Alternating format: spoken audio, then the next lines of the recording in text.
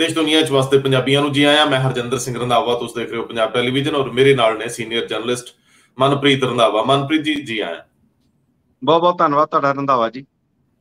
मनप्रीत जी, देश के मुख जज अपैक्स कोर्ट के मुख जज जिहड़े आ वो कुछ कह रहे हैं, उन्होंने सुनना बनता। एक देर बाद माणयोग सुप्रीम कोर्ट के विचों कुछ ताजी हवा के बुले वर्गा एहसास आ, उहदे उत्ते गल करांगे। दूजा मसला, किसान भी कुछ कह रहे हैं, मैंबर पार्लीमेंट्स नूं कह रहे हैं और सिरसे दे विच एक बड़ा धरना है। हज़ारां दी गिणती का इकट्ठा, देश धरोह के केसां का मामला है, सुप्रीम कोर्ट उहदे च दखल दिंदा है, भारत सरकार कटहरे च खड़ी हुंदी है। ये भी एक मसला है। तीजा मसला, कल देर शाम ਨੂੰ ਜਦੋਂ ਤੱਕ ਅਸੀਂ ਕੱਲ ਸ਼ਾਮ ਵਾਲਾ ਪ੍ਰੋਗਰਾਮ ਕਰਦੇ ਸੀ ਉਦੋਂ ਤੱਕ ਪ੍ਰਤਾਪ ਸਿੰਘ ਬਾਜਵਾ ਕੈਪਟਨ ਅਮਰਿੰਦਰ ਸਿੰਘ ਦੇ ਨਾਲ ਸੀ। ਉਹ ਫੋਟੋਆਂ ਰਿਵੀਲ ਹੁੰਦੀਆਂ ਨੇ, ਉਹ ਵੱਖਰੀ ਗੱਲ ਆ ਕਿ ਉਹ ਲਹਿਜਾ ਕੀ ਸੀ, ਉਹ ਤਰੀਕਾਕਾਰ ਕੀ ਸੀ। ਲੇਕਿਨ ਕੱਲ ਦਿਨ ਵੇਲੇ ਸਿੱਧੂ ਨਾਲ ਬਾਜਵਾ ਦੀਆਂ ਫੋਟੋਆਂ ਔਰ ਸ਼ਾਮ ਵੇਲੇ ਕੈਪਟਨ ਅਮਰਿੰਦਰ ਸਿੰਘ ਨਾਲ ਬਾਜਵਾ ਦੀਆਂ ਫੋਟੋਆਂ, ਇਹਦੇ ਕੀ ਅਰਥ ਨੇ? ਹਾਲਾਂਕਿ ਤੁਸੀਂ ਖੋਜੀ ਪੱਤਰਕਾਰ ਹੋ, ਮੈਂ ਚਾਹੂੰਗਾ ਕਿ ਕੱਲ ਦੇ ਦਿਨ ਦੇ ਘਟਨਾਕ੍ਰਮ ਤੇ ਤੁਹਾਡੀ ਆਪਣੀ ਰਾਏ ਵੀ ਲੈ ਲਵਾਂ, ਕਿਉਂਕਿ ਤੁਹਾਡਾ ਇੱਕ ਵੱਖਰਾ ਨਜ਼ਰੀਆ ਹੁੰਦਾ। ਸਭ ਤੋਂ ਪਹਿਲਾਂ, ਕਿਉਂਕਿ ਮਾਣਯੋਗ ਸੁਪਰੀਮ ਕੋਰਟ ਦਾ ਮਾਮਲਾ ਹੈ ਤਾਂ ਸਾਨੂੰ ਬੜਾ ਸੰਭਲ ਕੇ ਵੀ ਬੋਲਣਾ ਪੈਂਦਾ, ਪਰ ਕੁਝ ਬਹੁਤ ਬਿਹਤਰ ਹੋ ਰਿਹਾ, ਕੁਝ ਕਿਹਾ ਜਾ ਰਿਹਾ, ਕੁਝ ਲਾਈਵ ਸਟ੍ਰੀਮਿੰਗ ਦੀ ਗੱਲ ਹੋ ਰਹੀ ਹੈ, ਕਿਧਰੇ ਉਹ ਮੈਡੀਟੇਸ਼ਨ ਦੀ ਗੱਲ ਕਰ ਰਿਹਾ, ਕਿਧਰੇ ਉਹ ਲੱਖਾਂ ਕੇਸਾਂ ਦੇ ਵਿੱਚ ਬਹੁਤੇ ਬੇਲੋੜੇ ਕੇਸਾਂ ਦੀ ਗੱਲ ਕਰ ਰਿਹਾ, ਤੇ ਕਿਧਰੇ ਉਹ ਜਿਹੜੇ ਦੇਸ਼ ਧਰੋਹ ਵਰਗੇ ਉਹ ਜਿਹੜੇ ਬਸਤੀਵਾਦੀ ਕਾਨੂੰਨ ਸੀ ਉਹਨਾਂ ਦੇ ਖਿਲਾਫ ਵੀ ਇੱਕ ਸਟੈਂਡ ਲੈ ਰਿਹਾ।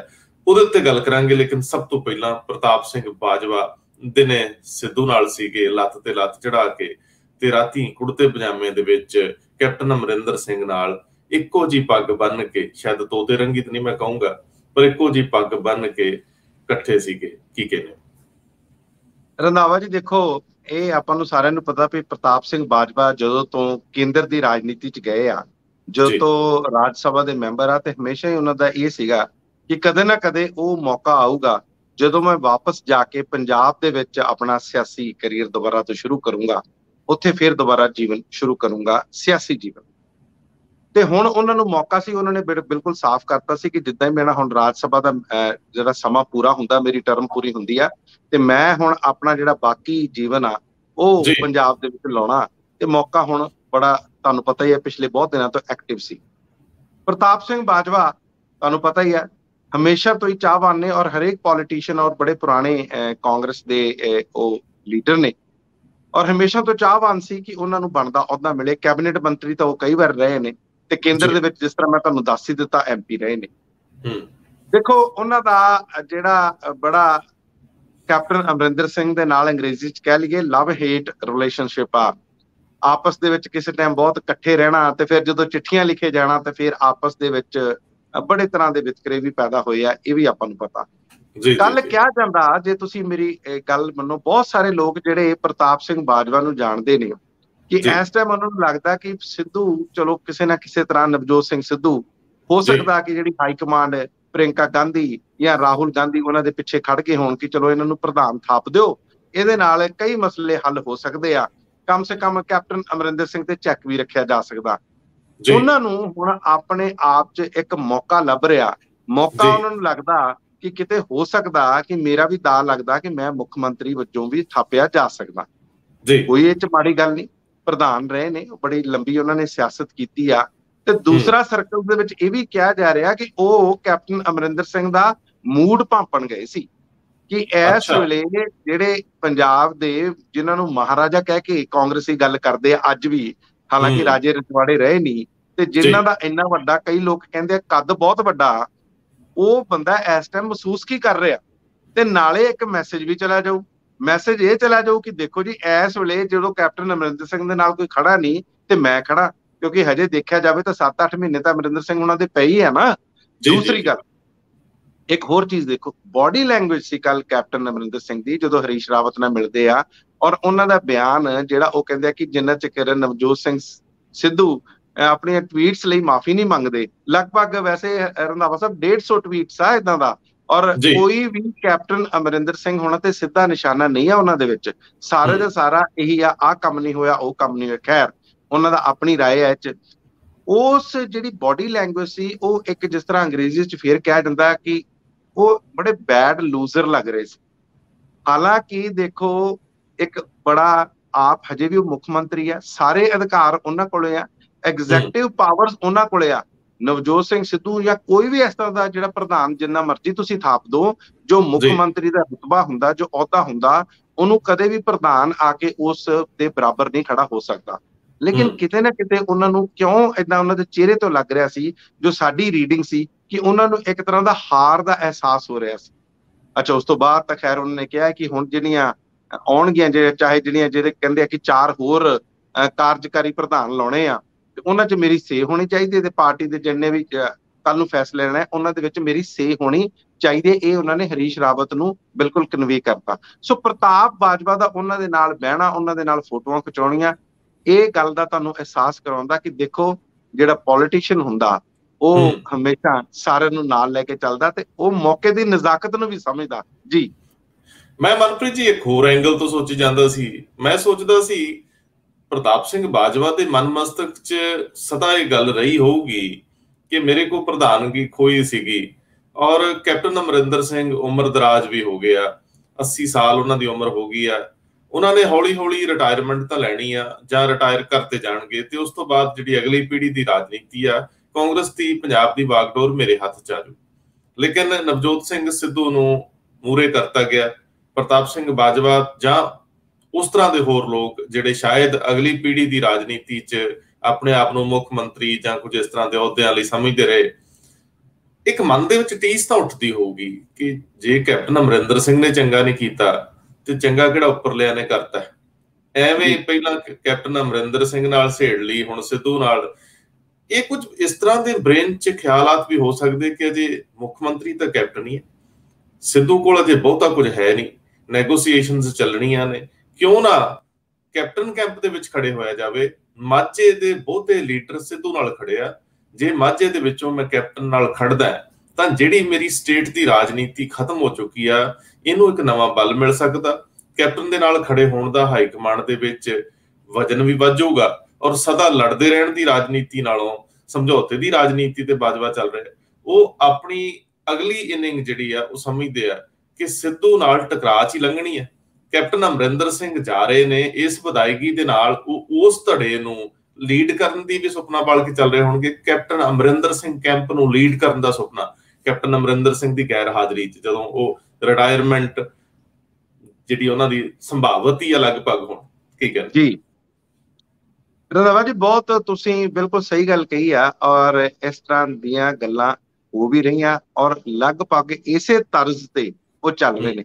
ਦੇਖੋ, ਜੇ ਜਾਂਦੇ ਜਾਂਦੇ ਕੈਪਟਨ ਅਮਰਿੰਦਰ ਸਿੰਘ ਤੋਂ ਥਾਪੀ ਲੈ ਲੈਂਦੇ ਨੇ ਕਿ ਮੇਰਾ, ਜਿਵੇਂ ਕਹਿੰਦੇ ਹੁੰਦੇ, ਉੱਤਰਾਧਿਕਾਰੀ ਇਹ ਹੋਊਗਾ, ਜਾਂ ਬਾਅਦ ਚ ਤੁਸੀਂ ਇਹਨੂੰ ਵੀ ਵਿਚਾਰਿਆ ਜਾ ਸਕਦਾ, ਜਿਸ ਤਰ੍ਹਾਂ ਉਹਨਾਂ ਨੇ ਕਿਹਾ ਹੁਣ ਪਾਰਟੀ ਮਾਮਲਿਆਂ ਦੇ ਵਿੱਚ ਮੇਰੀ ਸੇ ਹੋਣੀ ਜਾਂ ਮੇਰੀ ਗੱਲ ਦਾ ਵਜ਼ਨ ਹੋਣਾ ਜ਼ਰੂਰੀ ਆ, ਇਹ ਮੇਰਾ ਧਿਆਨ ਰੱਖਿਓ, ਕਿਤੇ ਮੈਨੂੰ ਏਦਾਂ ਰੋਲ ਨਾ ਦਿਓ। ਇਹ ਗੱਲ ਉਹਨਾਂ ਦਾ ਕਹਿਣ ਦਾ। ਤੇ ਜੇ ਜਾਂਦੇ ਜਾਂਦੀ ਪ੍ਰਤਾਪ ਸਿੰਘ ਬਾਜਵਾ ਨੂੰ ਥਾਪੀ ਦੇ ਜਾਂਦੇ ਆ, ਤੇ ਪ੍ਰਤਾਪ ਸਿੰਘ ਬਾਜਵਾ ਦਾ ਰੁਤਬਾ ਤਾਂ ਫਿਰ ਵਧ ਹੀ ਜਾਂਦਾ, ਤੇ ਫਿਰ ਕਾਂਗਰਸ ਹਾਈ ਕਮਾਂਡ ਨੂੰ ਵੀ ਲੱਗਦਾ, ਇਹ ਕਹਿਣਾ ਬਣਦਾ ਕਿ ਦੇਖੋ ਜੀ, ਕੈਪਟਨ ਅਮਰਿੰਦਰ ਸਿੰਘ ਨੇ ਉਹਨਾਂ ਨੂੰ ਥਾਪੜੀ ਦਿੱਤੀ ਹੈ ਤੇ ਉਹਨਾਂ ਨੂੰ ਸਪੋਰਟ ਕਰਦੇ, ਤੇ ਉਹਨਾਂ ਦਾ ਧੜਾ ਵੀ ਉਹਨਾਂ ਦੇ ਨਾਲ ਖੜਾ। ਤੇ ਜੇ ਕੱਲ ਨੂੰ ਮੁੱਖ ਮੰਤਰੀ ਦੀ ਗੱਲ ਆਉਂਦੀ ਹੈ ਤੇ ਨਵਜੋਤ ਸਿੰਘ ਸਿੱਧੂ ਤੇ ਸਹਿਮਤੀ ਨਹੀਂ ਬਣਦੀ, ਤੇ ਕਮ ਸੇ ਕਮ ਪ੍ਰਤਾਪ ਸਿੰਘ ਬਾਜਵਾ, ਜਿੱਥੇ ਜਿਵੇਂ ਅਕਸਰ ਕਿਹਾ ਜਾਂਦਾ ਕਿ ਪੁਰਾਣੇ ਕਾਂਗਰਸੀ, ਟਕਸਾਲੀ ਕਾਂਗਰਸੀ, ਤੇ ਫਿਰ ਪ੍ਰਤਾਪ ਸਿੰਘ ਬਾਜਵਾ ਤੇ ਕਿੰਤੂ ਪਰੰਤੂ ਕਰਨੇ ਔਖੇ ਹੋ ਜਾਣਗੇ। ਮਨਪ੍ਰੀਤ ਜੀ, ਕੁਝ ਹੈਵੀ ਵੇਟ ਜਿਨ੍ਹਾਂ ਦੇ ਵਿੱਚ ਅੰਬਿਕਾ ਸੋਨੀ, ਅਸ਼ਵਨੀ ਕੁਮਾਰ ਜਿਹੜੇ ਗੁਰਦਾਸਪੁਰ ਨਾਲ ਸੰਬੰਧਿਤ ਹੈ ਤੇ ਕੇਂਦਰ 'ਚ ਜਿਹੜੇ ਕੈਬਨਿਟ ਦੇ ਵਿੱਚ ਰਹੇ ਨੇ ਔਰ ਵੱਡੇ ਵਕੀਲ ਨੇ, ਉਹ ਮਨੀਸ਼ ਤਿਵਾੜੀ, ਇਸ ਤਰ੍ਹਾਂ ਦੇ ਰਵਨੀਤ ਸਿੰਘ ਬਿੱਟੂ, ਜਿਨ੍ਹਾਂ ਦੀ ਹਾਈ ਕਮਾਂਡ 'ਚ ਦੇਰ ਸਵੇਰ ਪੁੱਛਗਿੱਛ ਬਣਦੀ ਰਹੀ ਹੈ ਤੇ ਅਜੇ ਵੀ ਉਹਨਾਂ ਦਾ ਕੋਈ ਨਾ ਕੋਈ ਦਖਲ ਤਾਂ ਹੈ ਹੀ ਆ ਉਹਨਾਂ ਗਲਿਆਰਿਆਂ 'ਚ। ਉਹਨਾਂ ਦਾ ਕੈਪਟਨ ਅਮਰਿੰਦਰ ਸਿੰਘ ਦੇ ਹੱਕ ਦੇ ਵਿੱਚ ਤੁਰਨਾ, ਬੀਬੀ ਭੱਠਲ ਦਾ ਚੁੱਪ ਰਹਿਣਾ, ਅਜੇ ਬਾਕੀ ਕੁਝ ਹੋਰ ਵੀ ਦਿੱਗਜ ਜਿਹੜੇ ਨਜ਼ਾਕਤ ਸਮੇਂ ਦੀ ਦੇਖ ਰਹੇ ਆ, ਉਹਨਾਂ ਸਾਰਿਆਂ ਦਾ ਇਹ ਕੈਂਪ ਅਗਲੇ ਦਿਨਾਂ 'ਚ ਭਾਰੇ ਹੌਲੇ ਹੁੰਦੇ ਰਹਿਣਗੇ ਕੈਂਪ। ਹਾਂ, ਬਿਲਕੁਲ ਹੋਣਗੇ ਜੀ।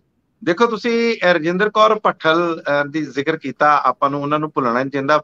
ਜਿੱਦਾਂ ਅਕਸਰ ਕਹਿੰਦੇ ਨੇ ਕਿ ਉਹ ਬੜੇ ਸੀਨੀਅਰ ਲੀਡਰ ਨੇ ਤੇ ਆਪ ਭੁਗਤ ਭੋਗੀ ਨੇ। ਇਹ ਉਹੀ ਰਜਿੰਦਰ ਕੌਰ ਭੱਠਲ ਨੇ ਜਿਹੜੇ ਦਿੱਲੀ ਜਾ ਕੇ ਬੈਠੇ ਹੁੰਦੇ ਸੀ, ਇੰਨੇ MLA ਲੈ ਕੇ, ਤੇ ਆਪਣੀ ਪਾਵਰ, ਆਪਣੀ ਸਟਰੈਂਥ ਦਿਖਾਉਂਦੇ ਹੁੰਦੇ ਸੀ, ਤੇ ਫਾਈਨਲੀ ਉਹਨਾਂ ਦੇ ਜਿਵੇਂ ਏਦਾਂ ਲੱਗਦਾ ਸੀ ਮਿਹਰ ਕੀਤੀ ਹੁੰਦੀ ਆ ਹਾਈ ਕਮਾਂਡ ਨੇ ਕਿ ਚਲੋ ਤੁਹਾਨੂੰ ਉਪ ਮੁੱਖ ਮੰਤਰੀ ਵਜੋਂ ਥਾਪਿਆ। ਤੇ ਬਾਅਦ ਚ ਮੈਨੂੰ ਅੱਜ ਵੀ ਯਾਦ ਆ, ਕੈਪਟਨ ਅਮਰਿੰਦਰ ਸਿੰਘ ਨੇ ਰੱਖੜੀਆਂ ਬਣਾਈਆਂ ਸੀ, ਆਪਣੀ ਭੈਣ ਕਿਹਾ ਸੀ, ਜੱਫੀਆਂ ਪਾਈਆਂ ਸੀ, ਤੇ ਮੈਂ ਇਹਨਾਂ ਦਾ ਖਿਆਲ ਰੱਖੂੰਗਾ। ਲੇਕਿਨ ਬਾਅਦ ਚ ਆਪਾਂ ਨੂੰ ਸਾਰਿਆਂ ਨੂੰ ਪਤਾ ਉਪ ਮੁੱਖ ਮੰਤਰੀ ਤਾਂ ਲੱਗ ਗਏ ਡਿਪਟੀ ਚੀਫ ਮਿਨਿਸਟਰ, ਤੇ ਲੇਕਿਨ ਉਹ ਆਪਣਾ ਉਹਨਾਂ ਨੇ ਕਿਹਾ ਵੀ ਤੁਸੀਂ ਆਰਾਮ ਕਰੋ, ਤੁਹਾਡੇ ਸਾਰੇ ਕੰਮ ਹੋ ਜਾਣਗੇ। ਔਰ ਆਪਾਂ ਨੂੰ ਇਹ ਵੀ ਪਤਾ ਕਿ ਉਹਨਾਂ ਦਾ ਮੀਡੀਆ 'ਚ ਇਹ ਵੀ ਕਿਹਾ ਸੀਗਾ ਇੱਕ ਸਵਾਲ ਦੇ ਜਵਾਬ 'ਚ, ਜਦੋਂ ਇਹ ਪੁੱਛਿਆ ਗਿਆ ਕਿ ਕੀ ਬਦਲਿਆ, ਕਹਿੰਦੇ ਨੇਮ ਪਲੇਟ ਬਦਲੀ। ਯਾਦ ਹੋਣਾ ਤੁਹਾਨੂੰ। ਬਿਲਕੁਲ ਯਾਦ ਆ ਮੈਨੂੰ। ਔਰ ਇੱਕ ਤੁਹਾਨੂੰ ਹੋਰ ਚੀਜ਼ ਦੱਸਦਾ ਕਿ ਉਸ ਟਾਈਮ ਇੱਕ ਚੀਫ ਮਿਨਿਸਟਰ ਦਾ ਫੰਡ ਹੁੰਦਾ, ਉਹਦੇ ਵਿੱਚ ਸਿਰਫ 20 ਲੱਖ ਦੀ ਇੱਕ ਗੱਲ ਸੀ, 20 ਲੱਖ ਦਾ ਘਪਲਾ ਸੀ। ਉਹ ਇਨਕੁਆਇਰੀਆਂ ਵੀ ਖੁੱਲੀਆਂ ਸੀ, ਤੇ ਫਿਰ ਉਹਨਾਂ ਨੂੰ ਇਹ ਵੀ ਲੱਗਦਾ ਸੀ ਕਿ ਮੈਂ ਆਪਣੀ ਇਨਕੁਆਇਰੀ ਬੰਦ। ਸੋ ਮੇਰਾ ਕਹਿਣ ਦਾ ਮਤਲਬ ਹਿਸਟਰੀ ਜਦੋਂ ਆਉਂਦੀ ਹੈ ਤੇ ਅੱਜ ਉਹ ਚੁੱਪ ਇਸ ਕਰਕੇ ਆ ਕਿ ਉਹਨਾਂ ਨੂੰ ਉਹ ਸਾਰਾ ਮੰਜ਼ਰ, ਉਹ ਸਾਰੀਆਂ ਤਸਵੀਰਾਂ, ਉਹ ਰੀਲ, ਉਹ ਹਿਸਟਰੀ ਦੀ ਉਹ ਸਾਰੀ ਘੁੰਮ ਗਈ ਹੋਣੀ ਆ ਕਿ ਦੇਖੋ ਉਹੀ ਕੁਛ ਹੋ ਰਿਹਾ। ਤੇ ਅੱਜ ਲੇਕਿਨ ਉਹ ਐਕਟਰ ਨਹੀਂ ਆ, ਉਹ ਪਲੇਅਰ ਨਹੀਂ ਆ, ਉਹ ਪਿੱਛੇ ਬਹਿ ਕੇ ਦਰਸ਼ਕਾਂ ਵਾਂਗੂ ਸਾਰਾ ਕੁਝ ਦੇਖ ਰਹੇ ਆ।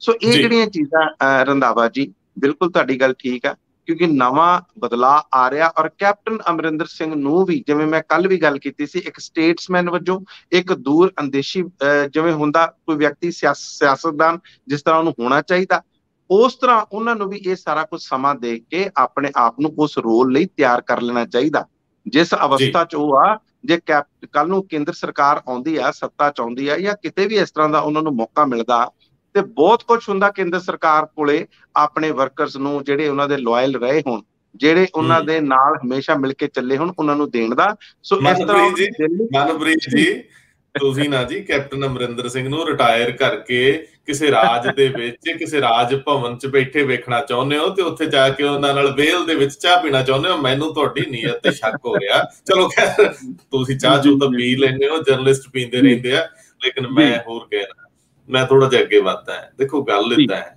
ਕਿਸਾਨੀ ਸਾਡੀ ਜੀਵਨ ਜਾਚ ਆ, ਤੇ ਕਿਸਾਨੀ ਸਾਡਾ ਧੁਰਾ, ਇਹਦੇ ਬਿਨਾਂ ਅਸੀਂ ਕੱਖ ਨਹੀਂ। ਐਵੇਂ ਦਮਗਜੇ ਮਾਰਦੇ ਰਹੀਏ ਗੱਲ ਵੱਖਰੀ ਆ, ਉਂਝ ਸਾਡੇ ਪੱਲੇ ਕੱਖ ਨਹੀਂ, ਪੰਜਾਬ ਦੇ ਪੱਲੇ ਕੱਖ ਨਹੀਂ। ਅਸੀਂ ਤਾਂ ਪਲੇ ਹੀ ਇਹਨਾਂ ਚੀਜ਼ਾਂ ਤੋਂ, ਜੇ ਅਸੀਂ ਬੇਮੁਖ ਹੋ ਜਾਂਦੇ ਹਾਂ ਤੇ ਸਾਡੇ ਤੋਂ ਵੱਡਾ ਕਿਰਤਗਣ ਕੋਈ ਨਹੀਂ। ਲੇਕਿਨ ਕਿਸਾਨੀ ਦੀਆਂ ਚੂਲਾਂ ਹਲਾਤੀਆਂ ਭਾਰਤੀ ਜਨਤਾ ਪਾਰਟੀ ਦੀ ਕੇਂਦਰੀ ਹਕੂਮਤ ਨੇ। ਹੁਣ ਅਗਲੀ ਹਕੂਮਤ ਜਿਹੜੀ ਆਪਣੀ ਕਾਰਵਾਈ ਤੇ ਕਾਰਨਾਮਾ ਕਰਦੀ ਆ, ਉਹ ਹੈ ਦੇਸ਼ ਧਰੋਹ ਦੇ ਮਸਲੇ। ਸਵਾਲ ਇਹ ਆ, ਇਹਦੇ ਦੋ ਪਹਿਲੂ ਆ। ਇੱਕ ਪਹਿਲੂ ਤਾਂ ਇਹ ਆ ਕਿ ਕਿਸਾਨਾਂ ਨਾਲ ਰਾਜਨੀਤੀਵਾਨਾਂ ਨੇ ਸਦਾ ਧੋਖਾ ਕੀਤਾ। ਉਹ ਭਾਵੇਂ ਕਿਸਾਨਾਂ ਦੇ ਹੀ ਪੁੱਤ ਸੀ, ਜਦੋਂ ਰਾਜਨੀਤੀਵਾਨ ਬਣੇ ਉਹ ਕਾਰੋਬਾਰੀ ਹੋ ਗਏ, ਕਿਸਾਨੀ ਨਾਲੋਂ ਉਹਨਾਂ ਨੇ ਪਿੱਠ ਕਰ ਲਈ, ਕੰਡ ਕਰ ਲਈ। ਵੱਡਾ ਸਵਾਲ ਇਹ ਆ ਕਿ ਪਾਰਲੀਮੈਂਟ ਦੇ ਵਿੱਚ ਜਿਹੜੇ ਵਿਰੋਧੀ ਧਿਰਾਂ ਦੇ ਆਗੂ ਸੀ, ਉਹਨਾਂ ਨੇ ਵੀ ਢੰਗ ਨਾਲ ਮੁੱਦੇ ਨਹੀਂ ਉਠਾਏ।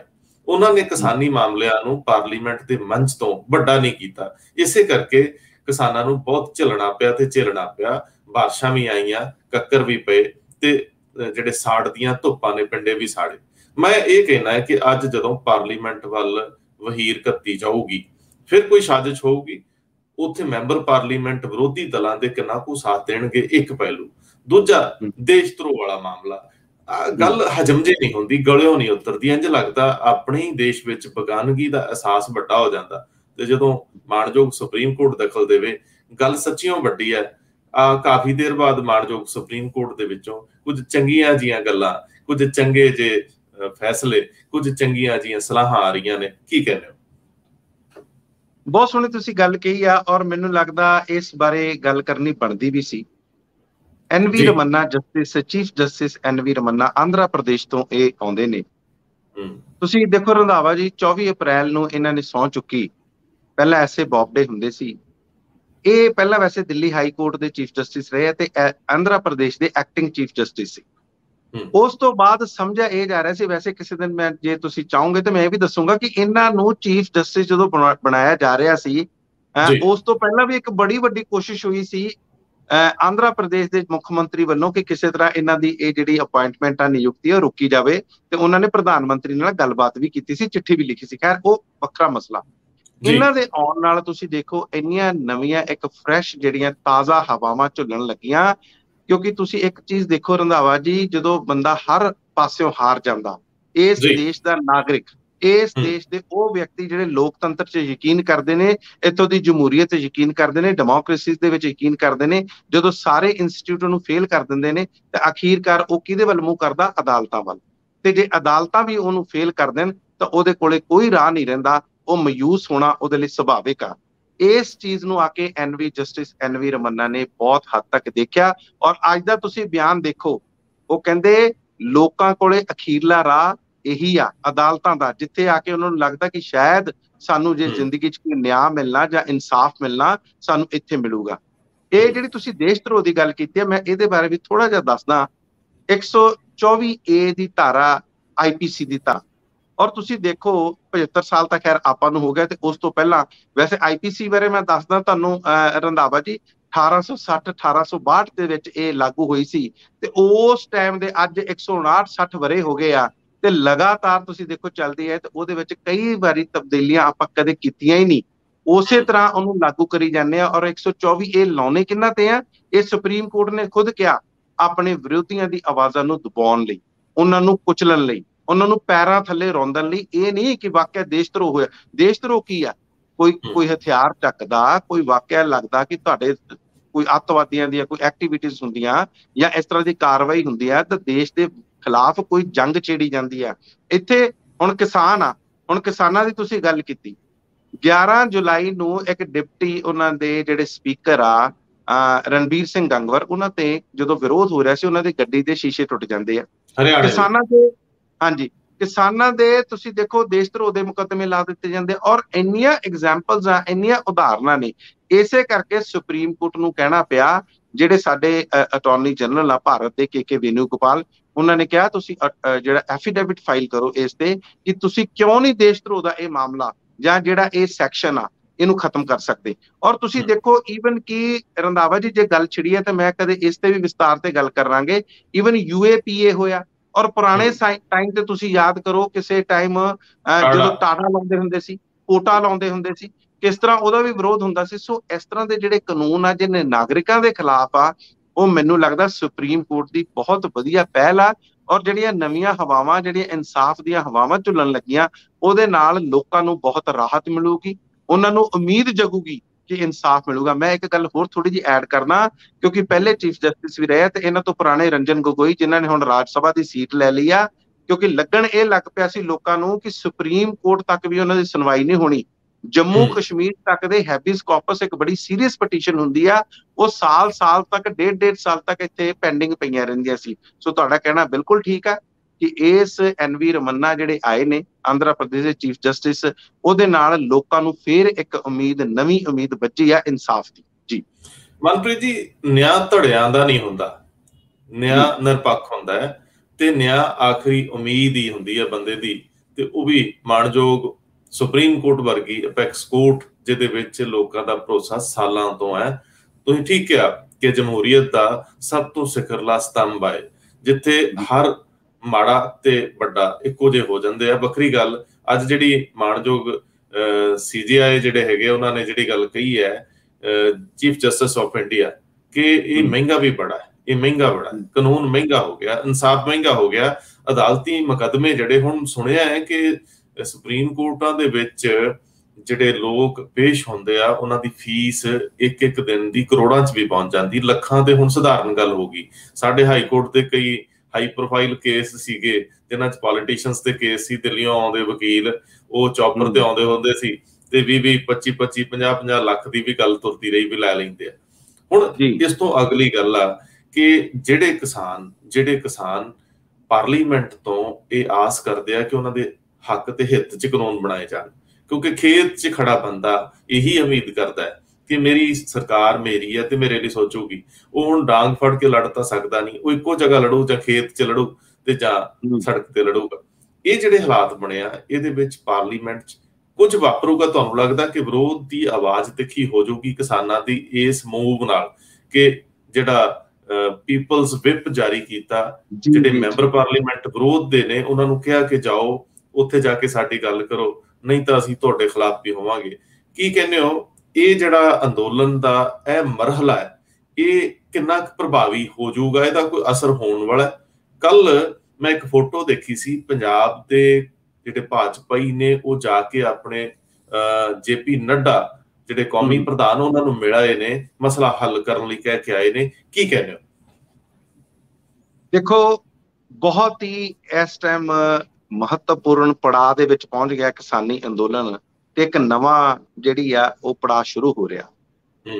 ਰੰਧਾਵਾ ਜੀ ਤੁਸੀਂ ਦੇਖੋ 26 ਜਨਵਰੀ ਯਾਦ ਕਰੋ, ਜਦੋਂ ਕਿਸਾਨਾਂ ਨੇ ਟਰੈਕਟਰ ਮਾਰਚ ਕੱਢਣਾ ਸੀ ਤੇ ਉਸ ਟਾਈਮ ਮਸਲਾ ਕਿਸੇ ਹੋਰ ਪਾਸੇ ਨੂੰ ਤੁਰ ਗਿਆ ਤੇ ਅਖੀਰ ਤੱਕ ਏਦਾਂ ਲੱਗਦਾ ਸੀ ਕਿ ਕਿਸਾਨੀ ਅੰਦੋਲਨ ਬਿਲਕੁਲ ਖਤਮ ਹੋ ਗਿਆ, ਸਰਕਾਰ ਦੀ ਜਿੱਤ ਹੋ ਗਈ ਤੇ ਇਹ ਹੁਣ ਜਿਹੜਾ ਦੁਬਾਰਾ ਇਸ ਤਰ੍ਹਾਂ ਦਾ ਅੰਦੋਲਨ ਖੜਾ ਕਰਨਾ ਕਿਸਾਨਾਂ ਨੂੰ ਬਹੁਤ ਮੁਸ਼ਕਲ ਹੋ ਜਾਊਗਾ। ਲੇਕਿਨ 3-4 ਦਿਨ 'ਚ ਜਿਹੜੇ ਹਾਲਾਤ ਬਦਲ ਗਏ। ਹੁਣ ਆਪਾਂ ਇਸ ਤੇ ਆਉਂਦੇ ਹਾਂ, ਕਿਸਾਨਾਂ ਦੀਆਂ ਪਿਛਲੇ ਦਿਨਾਂ ਦੇ ਦੌਰਾਨ ਇੰਨੀਆਂ ਬੈਠਕਾਂ ਹੋਈਆਂ, ਇੰਨੀਆਂ ਮੀਟਿੰਗਾਂ ਹੋਈਆਂ ਕਿ ਜਦੋਂ ਅਸੀਂ 19 ਜੁਲਾਈ ਤੋਂ ਪਾਰਲੀਮੈਂਟ ਦਾ ਇਜਲਾਸ, ਮੌਨਸੂਨ ਇਜਲਾਸ ਆਪਾਂ ਕਹਿੰਦੇ ਆ, ਜਿਹੜਾ ਸੈਸ਼ਨ ਆ ਉਹ ਸ਼ੁਰੂ ਹੋ ਰਿਹਾ। ਕਿਸਾਨਾਂ ਨੇ ਵਿਉਂਤ ਇਹ ਬਣਾਈ ਆ ਰੰਧਾਵਾ ਜੀ ਕਿ ਉਹਨਾਂ ਨੇ ਜੱਥੇ ਭੇਜਣੇ ਆ, ਹਰ ਜਥੇਬੰਦੀ ਤੋਂ 5-5 ਬੰਦੇ ਜਾਣਗੇ, 200 ਬੰਦਿਆਂ ਦਾ ਜੱਥਾ ਮਾਰਚ ਕਰੇਗਾ, ਪਾਰਲੀਮੈਂਟ ਦਾ ਘਿਰਾਓ ਨਹੀਂ ਕਰਨਾ, ਕਿਸੇ ਤਰ੍ਹਾਂ ਦੀ ਕੋਈ ਹਿੰਸਾ ਨਹੀਂ ਕਰਨੀ, ਮਾਰਚ ਕਰੇਗਾ, ਜਿੱਥੇ ਉਹਨਾਂ ਨੂੰ ਰੋਕਣਗੇ ਉਹ ਰੁਕ ਜਾਣਗੇ। ਸਿਰਫ ਆਪਣੇ ਵਿਰੋਧ ਦੇ ਵਿੱਚ ਜਿਹੜੇ ਉਹਨਾਂ ਕੋਲੇ ਝੰਡੇ ਹੋਣਗੇ ਜਾਂ ਉਹਨਾਂ ਕੋਲੇ ਕਿਸੇ ਤਰ੍ਹਾਂ ਦੇ ਕੋਈ ਬੋਰਡ ਕਾਰਡ ਹੋਣਗੇ ਜਾਂ ਉਹਨਾਂ ਦੇ ਸਲੋਗਨ ਲਿਖੇ ਹੋਣਗੇ, ਨਾਅਰੇ ਲਿਖੇ ਹੋਣਗੇ, ਸਿਰਫ ਉਹੀ ਉਹ ਉਹਨਾਂ ਦਾ ਪ੍ਰਦਰਸ਼ਨ ਕਰਨਗੇ। ਇਹ ਉਹਨਾਂ ਦੀ ਵਿਉਂਤ ਆ ਤਾਂ ਕਿ ਇਸ ਨੂੰ ਦੁਬਾਰਾ ਕੋਈ ਹਾਈਜੈਕ ਨਾ ਕਰ ਲੇ। ਕਿਸਾਨ ਇਸ ਚੀਜ਼ ਨੂੰ ਬੜੀ ਭਲੀ ਭਾਂਤੀ ਸਮਝਦੇ ਆ, ਕਿਉਂਕਿ ਜੇ ਇਹ ਸਕਸੈਸਫੁਲ ਹੁੰਦੀ ਹੈ, ਜਿੱਥੇ ਸ਼ਾਂਤਮਈ ਢੰਗ ਨਾਲ ਜੇ ਇਹ ਚੱਲਦਾ ਤੇ ਕਿਤੇ ਨਾ ਕਿਤੇ ਸਰਕਾਰ ਨੂੰ ਇਹਦੇ ਨਾਲ ਬਹੁਤ ਮਾਯੂਸੀ ਹੋਏਗੀ, ਪੂਰੀ ਦੁਨੀਆ ਦਾ ਇਹਦੇ ਵੱਲ ਧਿਆਨ ਖਿੱਚਿਆ ਜਾਏਗਾ ਜਦੋਂ ਪਾਰਲੀਮੈਂਟ ਦਾ ਸੈਸ਼ਨ ਚੱਲਦਾ। ਔਰ ਜਿਹੜੀ ਤੁਸੀਂ ਦੂਸਰੀ ਗੱਲ ਕਹੀ ਆ ਕਿ ਪੀਪਲਸ ਵਿਪ, ਬਹੁਤ ਚੰਗੀ ਗੱਲ ਆ, ਕਿਉਂਕਿ ਪਾਰਟੀਆਂ ਦੇ ਆਪਣੇ ਵਿਪ ਹੁੰਦੇ ਆ ਜਿਹੜੇ ਉਹ ਵਿਧਾਨ ਸਭਾਵਾਂ ਦੇ ਵਿੱਚ ਜਾਂ ਲੋਕ ਸਭਾਵਾਂ ਦੇ ਵਿੱਚ ਜਾਂ ਅੰਦਰ ਰਾਜ ਸਭਾ ਦੇ ਵਿੱਚ ਜਾਰੀ ਕਰਦੇ ਆ, ਤਾਂ ਕਿ ਸਾਰੀ ਪਾਰਟੀ ਜੇ ਇੱਕ ਲਾਈਨ ਲਿੱਤੀ ਆ ਅੰਦਰ ਸਦਨ ਦੇ ਅੰਦਰ ਤੇ ਉਸ ਦੀ ਸਮਰਥਨ ਕਰੇ, ਉਸ ਦੇ ਹੱਕ ਦੇ ਵਿੱਚ ਖੜੇ। ਅੱਜ ਉਹ ਕਹਿੰਦੇ ਆ ਕਿ ਜਿੰਨੇ ਵਿਰੋਧੀ ਪਾਰਟੀਆਂ ਦੇ ਲੀਡਰ ਆ, ਅਸੀਂ ਉਹਨਾਂ ਨੂੰ ਇੱਕ ਤਰ੍ਹਾਂ ਦਾ ਪੀਪਲਸ ਵਿਪ ਜਾਰੀ ਕਰਦੇ ਆ ਕਿ ਸਿਰਫ ਬਾਹਰ ਆ ਕੇ ਬਿਆਨਬਾਜ਼ੀਆਂ ਨਾ ਕਰੋ, ਅੰਦਰ ਜਾ ਕੇ ਪਾਰਲੀਮੈਂਟ ਦੇ ਵਿੱਚ ਹੰਗਾਮਾ ਕਰੋ, ਉਹਨੂੰ ਚੰਗੀ ਤਰ੍ਹਾਂ ਸਾਡੇ ਮੁੱਦਿਆਂ ਨੂੰ ਚੁੱਕੋ। ਇਹ ਨਾ ਹੋਵੇ ਕਿ ਸਿਰਫ ਤੁਹਾਨੂੰ ਤੁਸੀਂ ਵਾਕਆਊਟ ਕਰਕੇ ਬਾਹਰ ਆ ਜਾਓ ਤੇ ਕਹੋ ਸਾਨੂੰ ਬੋਲਣ ਨਹੀਂ ਦਿੱਤਾ। ਇਸ ਤਰ੍ਹਾਂ ਦਾ ਮਾਹੌਲ ਪੈਦਾ ਕਰੋ ਤਾਂ ਕਿ ਇਹਨਾਂ ਕਾਨੂੰਨਾਂ ਤੇ ਤੁਸੀਂ ਬੋਲ ਸਕੋ, ਪਾਰਲੀਮੈਂਟ ਦੇ ਵਿੱਚ ਆਵਾਜ਼ ਉਠਾ ਸਕੋ।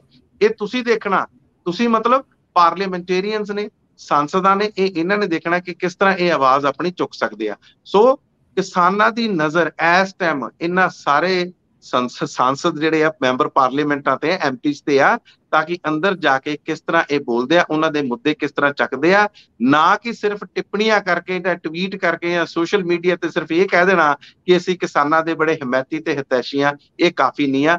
ਹੁਣ ਉਹਨਾਂ ਦੀ ਲਗਾਤਾਰ ਇਹਨਾਂ ਤੇ ਨਜ਼ਰ ਬਣੀ ਰਹੇਗੀ। ਜੀ ਬਿਲਕੁਲ, ਇਹਦੇ ਚ ਕੋਈ ਦੋਰਾਵਾ ਨਹੀਂ ਕਿ ਇਹ ਇੱਕ ਪ੍ਰੀਖਿਆ, ਤੇ ਖਾਸ ਤੌਰ ਤੇ ਪੰਜਾਬ ਦੇ ਮੈਂਬਰ ਪਾਰਲੀਮੈਂਟ ਜਿਹੜੇ ਸੰਸਦ ਮੈਂਬਰ ਆ ਉਹਨਾਂ ਦੀ ਵੀ ਪ੍ਰੀਖਿਆ। ਦੇਰ ਹੋ ਗਈ, ਪੰਜਾਬ ਦੇ ਪਾਰਲੀਮੈਂਟ ਚ ਬੈਠੇ, ਦੋਵਾਂ ਸਭਾਵਾਂ ਚ ਬੈਠੇ ਸਾਡੇ ਲੋਕ ਮੂੰਹ ਚ ਘੁੰਗਣੀਆਂ ਹੀ ਪਾਈ ਰੱਖਦੇ ਆ। ਪਿੱਛੇ 3 ਮੈਂਬਰ ਪਾਰਲੀਮੈਂਟ ਲਗਾਤਾਰ ਜੰਤਰ ਮੰਤਰ ਤੇ ਬੈਠੇ ਆ, ਲੋਕਾਂ ਦਾ ਸਮਰਥਨ ਵੀ ਮਿਲਿਆ, ਕੋਈ ਚੰਗੀ ਗੱਲ ਵੀ ਕਹੀ। ਉਹ ਪਾਰਟੀ ਲਾਈਨ ਤੋਂ ਵੱਖਰੇ ਬੈਠੇ ਰਹੇ ਆ, ਗੁਰਜੀਤ ਔਜਲਾ, ਰਵਨੀਤ ਬਿੱਟੂ ਔਰ ਜਸਵੀਰ ਡਿੰਪਾ।